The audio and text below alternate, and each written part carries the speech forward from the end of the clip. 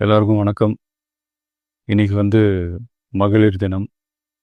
தமிழ்நாடு முழுக்க இருக்கிற என்னுடைய அம்மா, அக்கா, தங்கச்சி, தோழின்னு உங்க அத்தனை பேருக்கும் இந்த தினத்துல வாழ்த்து சொல்லாம இருக்க முடியாது. உங்கள் அனைவருக்கும் என்னுடைய மகளிர் தின வாழ்த்துக்கள். சந்தோஷம் தானே? பாதுகாப்பாக இருந்தால் தானே சந்தோஷத்தை உணர முடியும்.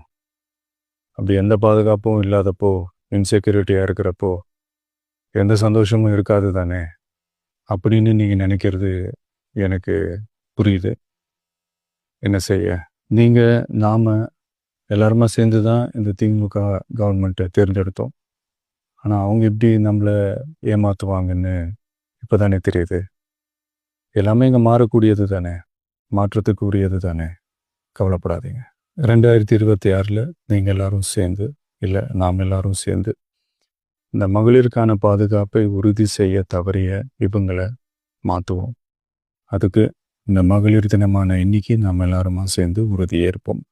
ஒன்று மட்டும் சொல்கிறேன், எல்லா சூழ்நிலையிலும் உங்களுடைய ஒரு மகனா, அண்ணனா, தம்பியா, தோழனா உங்களோட நான் நிற்பேன். நன்றி, வணக்கம்.